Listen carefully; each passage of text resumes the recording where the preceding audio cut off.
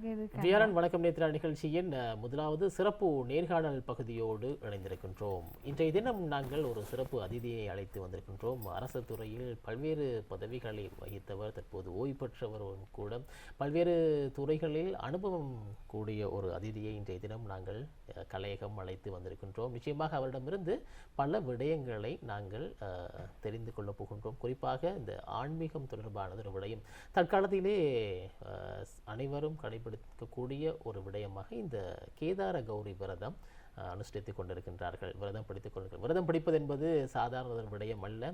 இந்த விரதம் என்ன விடயத்திற்காக, எதனது நோக்கத்தினை கொண்டு, எந்த தெய்வத்திற்கு வழிபட வேண்டியது, இவ்வாறு பல்வேறு விடயங்களில் நாங்கள் தெளிவு பெற வேண்டிய ஒரு காலகட்டத்தில் நாங்கள் இருக்கின்றோம் என்று சொன்னால் அது மிகையாகாது. சரி, இன்றைய தினம் எங்களோடு இணைந்திருக்கின்றார் முன்னாள் இந்து சமய கலாசார அலுவலர்கள் திணைக்களம், அதேபோன்று நிதி ராஜாங்க அமைச்சரின் முன்னாள் செயலாளர், புனர்வாழ்வு மற்றும் மீள்குடியேற்ற ராஜாங்க அமைச்சரிடம் பணிபுரிந்த திருமதி சாந்தி நாவுக்கரசு அம்மையார் எங்களோடு இணைந்திருக்கின்றார். வணக்கம் அம்மா. வணக்கம். எப்படி இருக்கிறீங்க அம்மா? நன்றாக இருக்கின்றோம். நீண்ட காலத்துக்கு அப்புறம் உங்களை சந்திக்க கிடைத்தது. குறிப்பாக இந்த நேர்காணல் மூலமாக கேதார ஒரு பூரண அறிவினை எங்களுடைய ரசிகர்கள் பெறுவார்கள் என்று நிச்சயமாக நம்புகின்றோம். முதலில் நாங்கள் இந்த கேதார கௌரி விரதம் என்ன என்பதனை விரிவாக எங்களுடைய ரசிகர்களுக்கு சொல்லலாமா? நேயர்களுக்கு வணக்கம். எல்லோருக்கும் அம்பாளினுடையதும் சிவனுடைய ஆசை கிடைக்க பிரார்த்திக்கின்றேன். கேதார கௌரி விரதம் இன்று எல்லாரோடும் அனுஷ்டிக்கப்படுகின்றது. கேதார என்றால் கௌரியினால் அனுஷ்டிக்கப்பட்ட விரதம் என்றுதான் சொல்லுவோம். ஆனால் இது சக்திக்கு உரிய விரதம் என்று எல்லோரும் நினைக்கின்றார்கள். அப்படி அல்ல. சிவனுக்கு உரிய விரதம்தான் இந்த விரதம். சக்தியினால் அனுஷ்டிக்கப்பட்டது. அப்போ இந்த விரதத்தினுடைய சிறப்பை நாம் பார்க்கின்ற பொழுது, கேதாரம் என்றால் வயல். அந்த வயலிலே வில்வ மரத்தடியிலிருந்து அம்பாள் சிவனை குறித்து லிங்கத்தை ஸ்தாபித்து இந்த விரதத்தை மேற்கொண்டு சிவனுடைய இடப்பாகத்தை பெற்றுக்கொண்டாள். அர்த்தநாரீஸ்வர வடிவத்தை பெற்றுக்கொண்டாள்.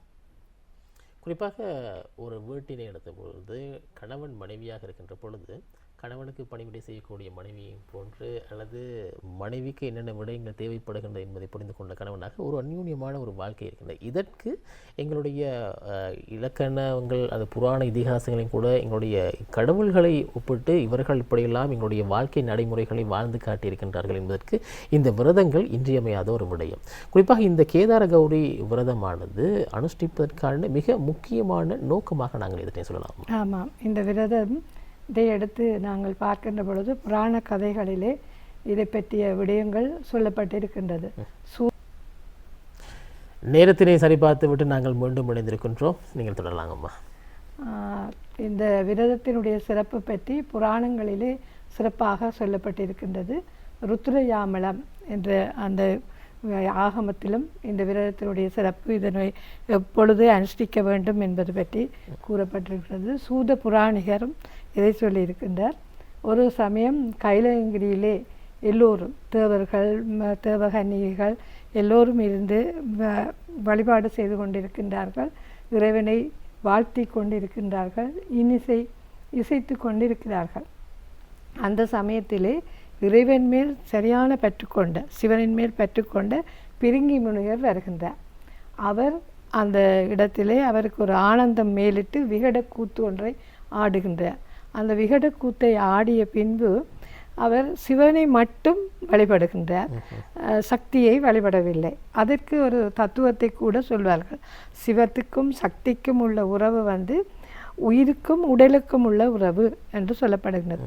அப்போ இந்த ஞானிகள் எல்லாவற்றையும் துறந்தவர்கள் முத்தி அடைய வேண்டும் என்றதுதான் எங்களுடைய ஆன்மீக நோக்கம். அப்போ அந்த நோக்கத்தை உடையவர்கள் உயிரை மட்டும், இறைவன் தான் உயிர், சக்தி தான் உடல், அப்போ ரெண்டு பேரும் சேர்ந்தது தான் அந்த வடிவம்.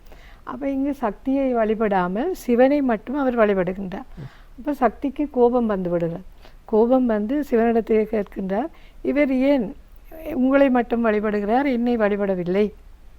அதற்கு அவர் சொன்னார், இந்த உதாரணத்தை சொன்னார். உயிருக்கும் உடலுக்கும் உள்ள உறவு, அவர் உயிரை நாம் மேற்கொள்பவர் என்றபடியால் இந்த நிலை என்று சொன்னார். இவருக்கு கோபம் வந்துவிட்டு அங்கிருந்து விலகி சென்று கௌதம முனிவருடைய ஆசிரமத்துக்கு சென்று விடுகிறார். அங்கே வில்வ மரத்தடியிலே இருக்கின்றார். அந்த இடத்துல 12 வருஷங்களுக்கு மேலாக அந்த இடம் மிகவும் பாலைவனமாக காட்சியளிக்கின்றது. ஒரு மழையும் இல்லை, ஒன்றுமே இல்லை. அந்த வந்த உடனே, அந்த இடத்துக்கு வந்த உடனே அதெல்லாம் தழைத்து விடுகிறது. அப்பொழுது கௌதம முனிவர் வந்து பார்க்கின்றார். பார்த்துவிட்டு சக்தி இடத்தில் இருக்கின்றார். ஏனம்மா இங்கு வந்திருக்கிறீர்கள்? அப்பொழுது அவர் சொல்லுகின்றார், நான் சிவனோடு ஒன்று சேர்ந்து இருக்கின்ற அந்த வடிவத்தை பெற வேண்டும். அதற்கு உரிய விரதம் ஏதாவது இருக்கின்றதா? அதை அனுஷ்டிப்பதற்கு சொல்லுங்கள் என்று கேட்கின்றார். அப்பொழுதுதான் அவர் இந்த கேதார கௌரி விரதத்தினுடைய சிறப்பை சொல்லி, அதை முன்பு அனுஷ்டித்தவர்களுடைய சிறப்பை எல்லாம் சொல்லி, சித்திராங்கதன் என்றவன் அனுஷ்டித்திருக்கின்றான், அதே போல் பலர் அனுஷ்டிக்கிறார்கள் என்று சொல்லி அவருக்கு அதை அனுஷ்டிக்கின்ற முறையை சொல்லிக் கொடுக்கின்றார். அவர் அதை அனுஷ்டித்துத்தான் அங்கு சிவபூசை மிக முக்கியம் என்று சொல்லப்படுகிறது. மிகப்பெரிய ஒரு யாகம் என்று கூட சொல்வார்கள். அந்த சிவபூசையை செய்து அவர் இறைவனுடைய இடப்பாகத்தையே பெறுகின்றார். ஆனாலும் அந்த இடப்பாகத்தை பெற்ற பின்பும் இந்த பிரிங்கி முனிவர் அவரை வழிபடுகின்ற பொழுதும் அவர் அந்த 2 பேரும் ஒன்று சேர்ந்த வடிவத்தில் இருந்தாலும் அவர் துளைத்து கொண்டு, வண்டு, பிரிங்கி என்றால் வண்டு, பிருங்கம் என்றால் வண்டு, அப்போ துளைத்து கொண்டு சிவனுக்கு இடையிலாலே சென்று வழிபட்டு அங்கு அவர் முத்தி அடைகின்ற நிலையை பார்க்கின்றோம். அந்த திருநல்லூரிலே அந்த லிங்க வடிவம் இருக்கின்றது. அதிலே துளைகள் கூட காணப்படுவதாக சொல்லப்பட அப்பர் சுவாமிகள், சம்பந்தர் எல்லாரும் அங்கு தேவாரம் பாடியிருக்கிறார்கள். அப்போ அப்படிப்பட்ட சிறப்புடையதாக இறைவனும் இறைவியும் ஒன்று, சக்தியும் சிவமும் ஒன்று. அதுபோல் இல்லற வாழ்க்கையிலையும் நாம் எடுக்கின்ற பொழுது கணவனும் மனைவியும் ஒற்றுமையாக இருந்தால்தான் அந்த வாழ்க்கையை சிறப்பாக கொண்டு செல்ல முடியும். அதை செல்வதற்குரிய வழிமுறையை இங்கே காட்டப்படுகின்றது. நிச்சயமாக நீங்கள் இந்த புராண இதிகாசங்களில் சொல்லப்பட்ட அந்த கதைகளை சொல்கின்ற பொழுது திருவிளையாடல் முன்னே எங்களுடைய கண்களில் முன்னே வந்த காட்சிகள், சிவன் இல்லையில் சக்தி இல்லையில், சக்தி இல்லையில் சிவன் இல்லை. குறிப்பாக சிவனும் பார்வதிக்கும் இடையான இந்த விரதத்தின் ஆன்மீக தத்துவம் என்னவாக இருக்கின்றதம்மா? சிவனும் பார்வதிக்கும் இடையிலான ஆன்மீகம் என்றால் நாங்கள் அதனுடைய பலன்களை நாங்கள் பிறகு பார்ப்போம். அப்படி பார்க்க போகின்ற பொழுது எங்களுடைய வாழ்க்கையிலே தேவையானது என்ன? இப்போ அண்மையிலே நாம் நவராத்திரி கொண்டாடினோம். நவராத்திரியிலே வீரம், செல்வம், கல்வி இந்த 3ம் வேண்டும் என்ற உலகியல் வாழ்க்கையிலே தேவை. அதற்கு அந்த முத்தேவிகளை வகுத்திருக்கிறார்கள். அந்த முத்தேவிகளையும் வழிபாடு செய்து அவர்களிடத்திலே நாங்கள் அருள் பெற்றோம். அதே போல் இந்த விரதத்திலும் சிவனையும் பார்வதியையும் நாம் வணங்குகின்ற பொழுது வாழ்க்கையிலே நல்ல ஒரு கணவன் கிடைக்க வேண்டும், நல்ல மக்கள் பேறு கிடைக்க வேண்டும், நல்ல செல்வம் கிடைக்க வேண்டும், அதே போல் கடன், வறுமை, பிணிகள் நீங்க வேண்டும். அப்போ இதைத்தான் அங்கே ஆன்மீகத்தோடு தொடர்படுத்தி எங்களுக்கு தந்திருக்கிறார்கள். அதே போல் இறைவனும் இறைவியும் தான் உலகத்துக்கு கர்த்தாகவாக இருக்கிறார்கள். அவர்கள்தான் எங்களை வழிநடத்துகிறார்கள். அவர்கள்தான் தாய் தந்தையர்கள். இங்கு உள்ளது உலகியல் ரீதியாக நாம் இந்த உடலை எடுத்த பிறகு இந்த உலகியல் ரீதியாக நமக்கு ஒரு தாய் தந்தையர்கள் இருக்கிறார்கள். அதை விட உங்களுடைய இறுதி நோக்கம் என்ன? இந்த ஆன்மா இறைவனோடு ஐக்கியப்பட வேண்டும், தன்னிலைமை மண்ணுயிர்கள் சார தரும் சக்தி என்று சொல்லி திருவருட்பயனிலே மிக சிறப்பாக சொல்லப்படுது. அந்த நிலையை அடைவதற்கு இது நமக்கு கட்டாயமாக தேவை. அதான் அப்போ ஆன்மீகத்தோடு இந்த விரதத்தை அங்கே பொருத்துகின்றார்கள். ஒவ்வொரு விரதமும் ஒரு விதமான தனித்துவத்தினை கொண்டிருக்கின்றது. அதனை அனுஷ்டிக்கின்ற முறைகளிலும் கூட வேறுபாடுகள் இருக்கின்றது.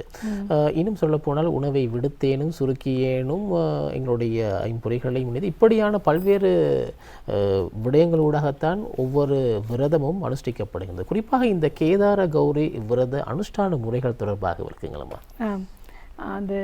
இந்த விரதத்தை நாங்கள் அனுஷ்டிக்கின்றோம் 21 நாட்கள். இது ஆரம்பமாவது புரட்டாசி மாத வருகின்ற அந்த தசமியிலே ஆரம்பமாகி பிறகு ஐப்பசி மாத அமாவாசையிலே முடிவருகின்றது. இப்போ இந்த வருடம் தமிழ் மாதம் கொஞ்சம் நீண்டு சென்றமையினாலே எங்களுக்கு ஆங்கில வருடத்துக்குரிய ஐப்பசி மாதம் 2ஆம் தேதி வந்துவிட்டது. நாங்கள் ஆங்கில மாதத்தை தான் கணிப்பிட்டு பார்ப்போம். அதில் 2ஆம் தேதி ஆரம்பமாகின்றது. முடிவது தீபாவளி 20ஆம் தேதி வருகிறது. 20ஆம் தேதிக்கு அடுத்த நாள் 21ஆம் தேதி இந்த அமாவாசையிலே இந்த விரதம் நிறைவு பெறுகின்றது. அப்போ இந்த 21 நாட்கள் நாங்கள் இந்த விரதத்தை அனுஷ்டிக்க வேண்டும். அப்படி அனுஷ்டிக்கின்ற பொழுது இந்த 21 காலையில் அதிகாலையில் எழும்பி தோய்த்துலர்ந்த ஆடைகளை உடுத்து எம்மை தூய்மைப்படுத்தி கொண்டு சிவலிங்கத்தை நாங்கள் வீட்டிலே செய்வதாக இருந்தால் சிவலிங்கத்தை ஸ்தாபிக்க வேண்டும். அது மண்ணினால் செய்ததாக இருக்கலாம், பொன்னினால் செய்ததாக இருக்கலாம். ஸ்தாபித்து அந்த சிவலிங்கத்திற்கு உரிய நைவேத்திய பொருட்கள், அதிரசம், எள்ளுருண்டை, மஞ்சள் உருண்டை, ஒரு பாக்கு, வெற்றிலை என்று அதை நாங்கள் அங்கே வைக்க வேண்டும். வைத்து அந்த மந்திரங்களை, எங்களுடைய மந்திரங்களை சொல்வதற்கு நமக்கு தெரியாவிட்டாலும் நம்முடைய தமிழ் வேதம் இருக்கின்றது, தேவார திருவாசகங்கள் இருக்கின்றது, அவற்றை நாம் இறைவனுக்கு ஓதலாம். அதே போல் இப்பொழுது கேதார கௌரி விரத பாடல் இருக்கின்றது. கௌரியம்மல் தாயாரே என்று தொடங்குகின்ற அந்த பாடலையும் பாடி பக்தி சிரத்தையோடு நாங்கள் கும்பிட வேண்டும். அந்த கும்பத்தை ஸ்தாபிக்கின்ற பொழுது ஆலயங்களிலே என்ன வீட்டிலே என்றாலும் அந்த நூல் கயிறை போடுவார்கள். அப்போ ஒவ்வொரு நாளும் வழிபடுகின்ற பொழுது ஒவ்வொரு முடிச்சாக அதை போடப்படுகின்றது. போட்டு 21ஆவது நாள் 21 முடிச்சுகளுடன் அது நிறைவு பெறுகின்றது. அந்த நிறைவு பெறுகின்ற பொழுது அந்த ஒவ்வொரு நாளும் இந்த விரதத்தை நாங்கள் ஆரம்பிக்கின்ற பொழுது முதல் நாள் 1 என்ற அடிப்படையிலே ஒரு அதிரசம், ஒரு மஞ்சள் உருண்டை, ஒரு பாக்கு என்ற அடிப்படையிலே 2ஆம் நாள் 2 என்று எண்ணிக்கைகள் கூடிக்கொண்டு போகும்.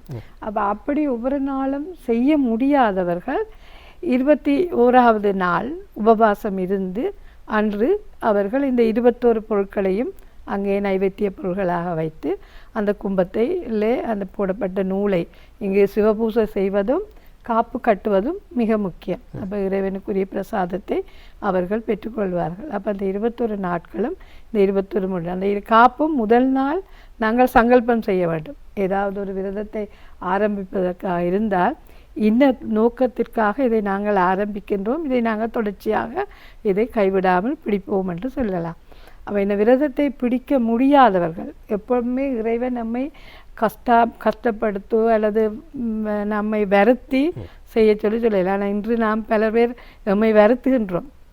ஆனால் உண்மையாக மனத்திலே பக்தியோடு, இறைவனிலே நம்பிக்கையோடு, சரணாகதியோடு, அதைத்தான் விஷ்ணு பெருமானம் சொல்லுகிறார், தன்னை சரணாகதி அடைந்தவர்களை காப்பாற்றுகிறார் என்று. மகாபாரதத்திலே கூட திரௌபதியினுடைய அந்த ஆடை துகில் உரிந்த பொழுது அவள் ஒரு கையை முதலிலே பிடித்திருந்த பொழுது அந்த ஆடை வளரவில்லை. 2 கைகளையும் விட்டு கண்ணா நீதான் அபயம் என்று சொன்ன பொழுது அவளுடைய ஆடை வளர்ந்து விடுகிறது. நாம் நம்பிக்கையோடு, இறை நம்பிக்கையோடு வழிபாடு செய்ய வேண்டும்.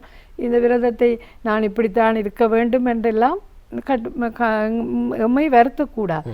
அப்போ இந்த இதில் 5 மாதத்துக்கு மேற்பட்ட கர்ப்பிணி பெண்கள் இந்த விரதம் அனுஷ்டிக்க கூடாது என்று சொல்லப்படுகிறது. அதே போல் மாதவிலக்கு நின்ற பெண்கள் அனுஷ்டிக்கலாம். அல்லது மாதவிலக்குடைய பெண்களாக இருந்தால் அவர்கள் கடைசி நாட்கள் அவர்களுடைய அந்த காலத்தை பொறுத்து கடைசி 7 நாட்கள் அல்லது 3 நாட்கள் அல்லது 1 நாள் இறுதி நாள் அதை செய்யலாம் என்று சொல்லுகிறார்கள். அப்போ அப்படித்தான் நாம் இந்த வழிபாட்டை செய்ய வேண்டும். இறுதி நாள் அப்போ ஒவ்வொரு நாளும் காலையிலே எழுந்து வழிபாடு செய்து அன்று முழுவதும் உபவாசம் இருந்து இரவு அந்த இறைவனுக்கு அந்த வழிபாட்டை செய்த பின்பு வைக்கின்ற நைவேத்தியத்தை உணவாக உண்ணலாம். 21ஆவது நாள் உபவாசம் இருந்து அடுத்த நாள் மறுநாள் நாங்கள் பாரணை செய்ய வேண்டும். அவர் பாரணை செய்கின்ற பொழுது அந்த அதிகாலையில் அந்த ஆலயங்களிலே கூட கட்டாயமாக செய்ய வேண்டும். 8:30 மணிக்கு இந்த பாரணை பூசையை முடித்து உணவு அருந்துவதற்கு அப்பொழுதுதான் அதனுடைய அந்த பலாபலன், விரதங்களை நாம் நூற்றருடைய பலாபலன் இருக்கின்றது.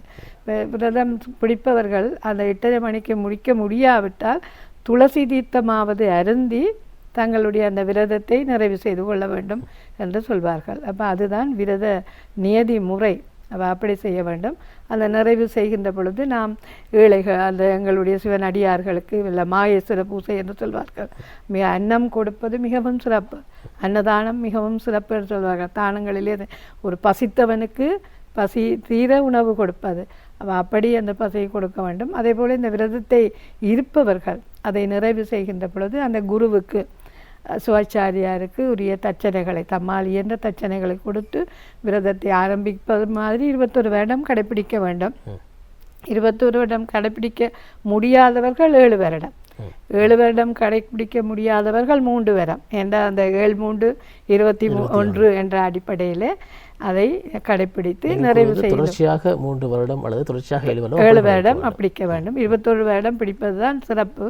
அது முடியாதவர்கள் 7 வருடம் அல்லது 3 வருடம் என்று பிடித்து தங்களுடைய அந்த இதை நிறைவு செய்து கொள்ளலாம். குறிப்பாக எந்த ஒரு விரதத்தையும் எடுக்கின்ற பொழுது அதில் சொல்லப்பட்ட மிக முக்கியமான கருத்தாக தன்னைத்தான் வருத்தி கொண்டு எதனையுமே செய்வது இறைவனுக்கு உகந்தது அல்ல.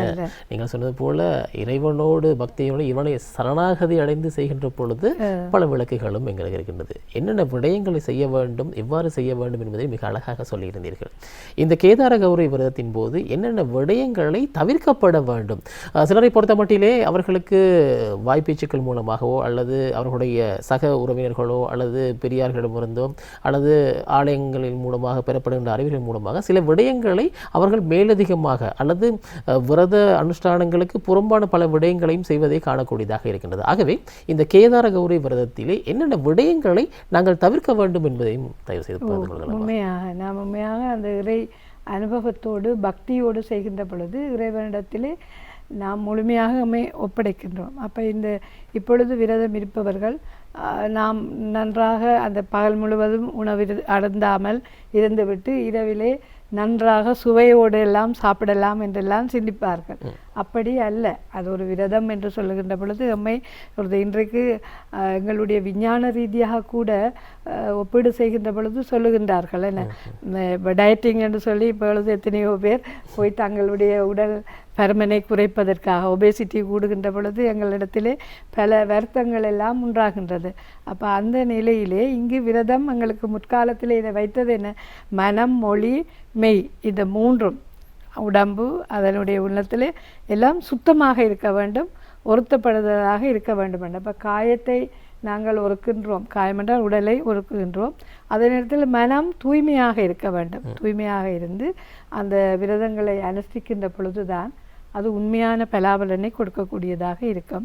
மற்றது ஆலயத்துக்கு செல்லுகின்ற பொழுது பேசக்கூடாது. அது ஆறுமுக நாவலருடைய சைவ வினாவிடையிலே விஷயங்களை கொடுத்திருக்கிறார்கள்.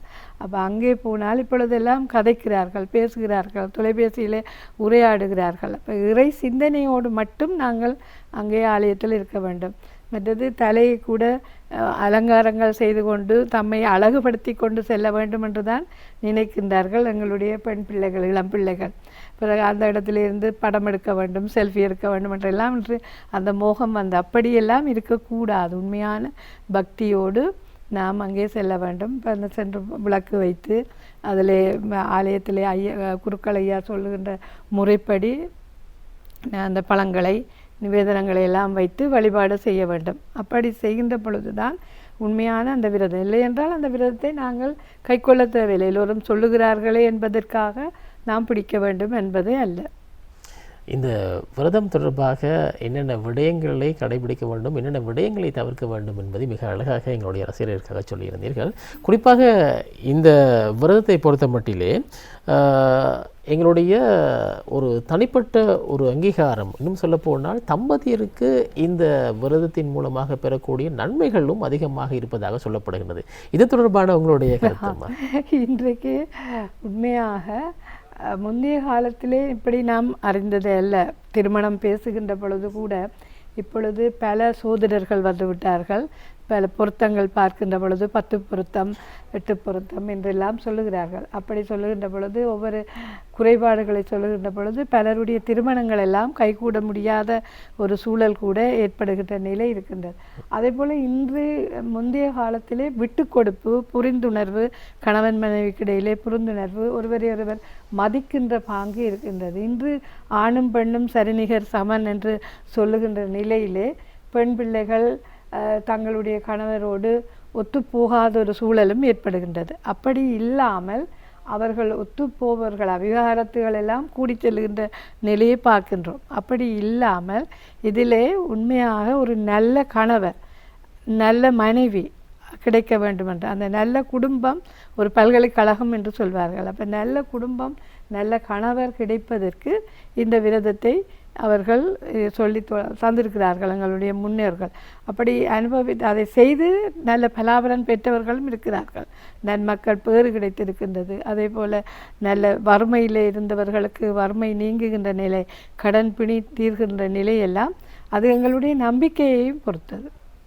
குறிப்பாக இந்த கேதார கௌரி விரதத்தினை பொறுத்த மட்டிலே ஆண்களும் அனுஷ்டிக்கலாமா என்ற ஒரு சந்தேகம் கூட. ஆண்களும் அனுஷ்டிக்கலாம், ஆண்களும் பெண்களும் அனுஷ்டிக்கலாம்.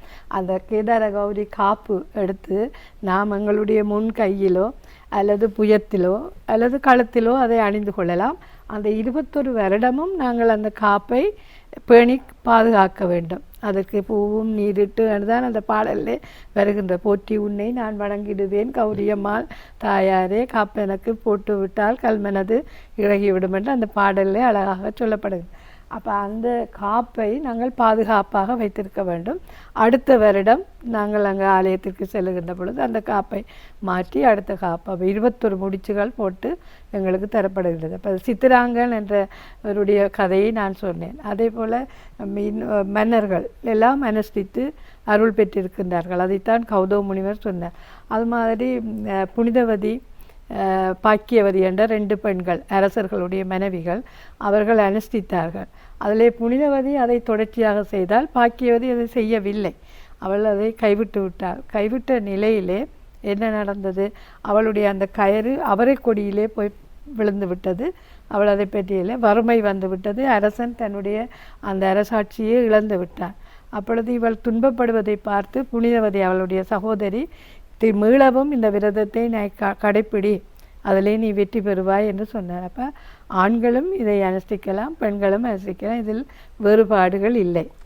அவர்களுக்கும் நல்ல ஒரு குணமான என்ற ஒரு இல்லத்தை ஆள்பவள் இல்லா, அந்த இல்லால் நல்லவளாக வர வேண்டும். அப்பொழுதுதான் அந்த கணவனையும் சரிமுறை வழிப்படுத்தி கொண்டு போகக்கூடியதாக இருக்கும். இப்போ கணவன் முந்தைய காலத்திலே கணவன் தொழிலுக்கு செல்வார், பெண்கள் வீட்டிலே இருந்து இல்லறத்தை நடத்துவார்கள், குழந்தைகளை வழிப்படுத்துவார்கள். இன்று 2 பேருமே தொழிலுக்கு போகின்ற நிலை. ஆனாலும் அந்த கணவன் தொழிலுக்கு சென்று பணம் தேடிக்கொண்டு வருகின்ற பொழுது அவரை நல்ல முறையிலே வழிப்படுத்தி குழந்தைகளையும் நல்ல முறையிலே வழிப்படுத்துவதற்கு பெண் கல்வி கற்றவளாகவும் இருக்க வேண்டும். அதே நேரத்தில் புரிந்துணர்வு உள்ளவளாகவும் இருக்க வேண்டும். தனக்கென்று பல பணிகளை எங்களுடைய திருக்குறளிலே கூட இல்வாழ்வான் என்ற இல்லாத இல்வாழ்க்கை என்ற அதிகாரத்திலே மனைவிக்குரிய கடமைகள் கணவனுக்குரிய கடமைகள் சொல்லப்பட்டிருக்கின்றன. இப்போ இதுதான் எங்களுடைய இந்த விரதத்திலும் சிவனும் பார்வதியும் ஒன்றாக இருந்து அவர்கள் இருவரும் ஒன்று சேருகின்ற பொழுது இங்கே கொடுக்கப்பட்ட வடிவத்தை நாங்கள் பார்க்கின்றோம். கேதார கௌரி விரதமானது தனித்துவமானது. குறிப்பாக ஒரு நல்ல கணவனை எதிர்பார்த்திருக்கக்கூடிய ஒரு பெண், அதே போன்று நல்லதொரு மனைவியை எதிர்பார்க்கக்கூடிய ஒரு ஆண், இப்படி ஒரு பல்வேறு எங்களுடைய வாழ்க்கை முறையோடு நெறிமுறைப்படுத்தப்பட்ட ஒரு விரதமாக இந்த கேதார கௌரி விரதம் அனுஷ்டிக்கப்படுகிறது. சரி, இது ஒரு பொதுவான ஒரு வினாம்மா. என்ன சொல்லி சொன்னால், நாங்கள் எவ்வகையான விரதங்கள் அனுஷ்டித்தாலும் அது எங்களுடைய வாழ்க்கை நெறிமுறைப்படுத்துவது, அடைய வாழ்க்கையினை சீர்படுத்தி கொண்டு செல்வதற்கு மிகப்பெரியதொரு வழிவகையாக இருக்கின்றது. இந்த நவீனமயப்படுத்தப்பட்ட எங்களுடைய வாழ்க்கை முறையிலே இவ்வாறான இந்த விரத முறைகள் எங்களோடு அந்த வாழ்க்கை பயணத்தில் எவ்வாறு தொடர்புபடுத்தாக இருக்கின்றது? வாழ்க்கையினை சரிவர கொண்டு நடத்துவதற்கு இவ்வாறான விடயங்களை செய்விக்கின்றது. ஆம், அதை நான் முதலே குறிப்பிட்டது போல என்னுடைய வாழ்க்கையிலே கூட ஏற்பட்ட அனுபவத்திலே நான் சொல்வதாக இருந்தால், நான் காபோதா உயர்தரம் கல்வி கற்கின்ற பொழுது என்னுடைய தாயார் இந்த விரதத்தை கடைப்பிடிக்க வேண்டும் என்று சொன்னார். அப்போ அதை நான் 21 வருடங்கள் கடைப்பிடித்தேன். 21 வருடங்கள் கடைப்பிடித்து எனக்கு ஒரு நல்ல மன வாழ்க்கை கிடைத்தது, நல்ல தொழில் கல்வி கிடைத்தது, நல்ல கல்வியிலே சிறப்பாக உயர் நிலையிலே செல்கின்ற ஒரு நிர்வாக சேவை திறனே கிடைத்தது. அது மாதிரி பல்கலைக்கழக அனுமதி கிடைத்தது. அது மாதிரி அதே போல் பிறகு என்னுடைய குழந்தைகள், என்னுடைய வாழ்க்கை, இவை எல்லாவற்றையும் நான் பார்க்கின்ற பொழுது உண்மையிலே தாய் தந்தைகள் சொல்லுகின்ற வழிப்படுத்துகின்ற பெரியோர்கள் வழிப்படுத்துவது ஒன்று. இன்றைய நிலையிலே பலரும் ஆன்மீகத்தினுடைய பால் இல்லாமல் லௌகியத்தினுடைய பால் செல்லுகின்ற பொழுது அவர்களிடத்திலே மனோநிலையிலே கூட பாதிப்பு ஏற்படுகின்றதும், ஒருவர் புரிந்து கொள்ளாத ஒரு நிலை, சண்டை சச்சரவுகள் ஏற்படுகின்ற நிலை இருக்கின்றது. அப்போ அதற்கு இந்த வழிபாடுகள் ஆலயத்திற்கு செல்லுகின்ற பொழுதுதான் சில வேளைகளை நாம் அமைதி இல்லாதவர்களாக இருந்தால் தியான வகுப்புகளுக்கு செல்ல வேண்டும் என்று சொல்வார்கள், அல்லது யோகா வகுப்புகளுக்கு செல்ல வேண்டும் என்று சொல்வார்கள். அப்படி செல்லுகின்ற பொழுது அந்த ஆன்மீகத்தின் பால் செல்லுகின்ற பொழுது எங்களுடைய நிலை கொஞ்சம் மாறும். இப்போ உதாரணத்துக்கு இப்போ நாம் நவராத்திரி தினங்கள் அல்லது கந்தசஷ்டி நாட்கள், இந்த கௌரி பூசை நாட்களை பார்க்கின்ற பொழுது நாம் வீட்டிலே புலால் உணவுகள் எடுக்காமல் தூய்மையாக வீடு ஒவ்வொரு நாளும் சுத்தம் செய்யப்பட்டு தூய்மையாக சைவ உணவு சாப்பிடுகின்ற பொழுதும் இருக்கின்ற வித்தியாசத்திற்கும், அசைவ உணவு சாப்பிடுகின்ற பொழுது நாங்கள் இந்த ஆன்மீக நிலையிலே இல்லாமல் வழிபாடுகள் இல்லாமல் இருக்கின்ற பொழுதும் ரெண்டு வித்தியாசத்தையும் உணரக்கூடியதாக இருக்கும். அப்படி செய்கின்ற பொழுது எங்களிடத்திலேயே ஒரு மன அமைதி, மன ஒருமைப்பாடு, அதே நேரத்தில் மற்றவர்களுக்கு உதவ வேண்டும் என்ற ஒரு நிலை. உண்மையாக இன்றைக்கு ரோட்டிலே போகின்ற பொழுது கூட எத்தனையோ பேர் விழுந்து கிடந்தாலும் சில பேர் பார்க்காத நிலை. அதே போல் பெற்றோர்களை, முந்தைய காலத்திலே வயசு போன பெற்றோர்களை எல்லாம் பிள்ளைகள் பார்ப்பார்கள். இன்று எல்லோருமே தொழில் என்று போகின்ற நிலையில் வயது போனப்பட்டவர்களை பார்ப்பதற்கு கூட அவர்களால் முடியாத ஒரு சூழல் கொண்டு போய் வயோதிப இல்லங்களிலே விடுகிறார்கள். அப்படி வயோதிப இல்லங்களிலே விடுகின்ற பொழுது அவர்கள் தங்களுடைய பிள்ளைகளுடைய அன்புக்காக ஏங்கி தவிக்கிறார்கள். ஆனால் வயோதிப நிலையை நாங்கள் அடைகின்ற பொழுது நாமும் நம்மை தயார்படுத்தி கொள்ள வேண்டும். பிள்ளைகளுக்கும் இன்றைய காலச்சூழல் முந்தைய காலச்சூழல் போல அல்ல, ஒரு கூட்டு குடும்ப வாழ்க்கை முறையும் அல்ல. அப்போ நாம் என்ன செய்ய வேண்டும்? எங்களை நாங்களும் வயது போகின்ற நிலையிலே தயார்படுத்தி இறைவனோட இறுதி நிலை என்ன, இந்த உலகத்திற்கு வந்து விட்டோம், அனுபவித்து விட்டோம், எல்லாவற்றையும் செய்து விட்டோம், இறுதியாக இறைவனை சேர வேண்டும், இறைவனிடத்திலே நாம் அங்கு முத்தி நிலையை அடைய வேண்டும். இதுதான் நாயன்மார்களும் பெரியார்களும் நமக்கு காட்டி தந்த வாழ்க்கை. அப்போ அந்த நிலையை அடைவதாக இருந்தால் நாமும் உம்மை தயார்படுத்தி பிள்ளைகளிலே தங்கி இருக்காமல் ஆன்மீகத்தின் பால் செல்லுகின்ற பொழுது மன அமைதி வேறு. அதே போல் இளைஞர்களும் இன்று தங்களுடைய வாழ்க்கையிலே பல லௌகீக விஷயங்களிலே போய் அதில் ஆசைப்படுகிறார்கள். பெரிய ஒரு கார் வாங்க வேண்டும், பெரிய வீடு வாங்க வேண்டும், ஆடம்பரமாக வாழ வேண்டும் என்று மற்றவரை பார்த்து அவன் இப்படி பெரிய காரில் ஓடுகிறான் அப்படி என்று நினைக்கின்ற பொழுது நம்மிடத்திலே அமைதி இல்லாமல் போய்விடுகிறது. அந்த அமைதியை நாம் வழிப்படுத்துவதற்கு இப்படியான சூழல், காலையில் எழுந்து ஆலயத்துக்கு சென்று வழிபாடு செய்துவிட்டு வருகின்ற பொழுது ஒரு மன அமைதி ஏற்படுகின்றது, அந்த நிலை ஏற்படும். நிச்சயமாக ஒவ்வொரு மதத்திலும் சொல்லப்பட்டது ஒரு விடயம், ஒரு மனிதனுடைய வாழ்க்கை சிறக்க வேண்டும் என்று சொல்லி சொன்னால் ஆன்மீகம் கலந்த வாழ்க்கையாக செல்கின்ற பொழுது நிச்சயமாக அவனுடைய வாழ்க்கை சிறக்கும், உயர்வினை எய்தும் என்பதை மிக அழகாகவும் சொல்லியிருந்தேன். உங்களுடைய அனுபவ ரீதியான கருத்துக்களையும் எங்களோடு பகிர்ந்திருந்தீர்கள். இன்றைய தினம் எங்களோடு இணைந்திருந்தார் முன்னாள் இந்து சமய கலாச்சார அலுவலர்கள் திணைக்களத்தின் பணிப்பாளர் திருமதி சாந்தி நாவுக்கரசு அம்மையார். அவருக்கு எங்களுடைய அலைவரிசையின் சார்பாகவும் தயாரிப்பாளர் சார்பாகவும் மனமார்ந்த நன்றிகளையும் வாழ்த்துக்களையும் சொல்லிக் கொள்கின்றோம். நன்றி அம்மா. நன்றி, வணக்கம். நேயர்களுக்கும் வணக்கம். சரியாசிரியர்களே, வியாழன் வணக்கம் நேத்ரா நிகழ்ச்சியின் சிறப்பு நேர்காணல் பகுதி நிறைவு பெற்றிருக்கின்றது. நிகழ்ச்சியில் அடுத்ததாக அழகியதொரு பாடல் இடம்பட காத்திருக்கிறது. பாடலை தொடர்ந்து நாங்கள் மீண்டும் இணைந்து கொள்வோம் வியாழன் வணக்கம் நேத்ரா நிகழ்ச்சியின் ஊடாக.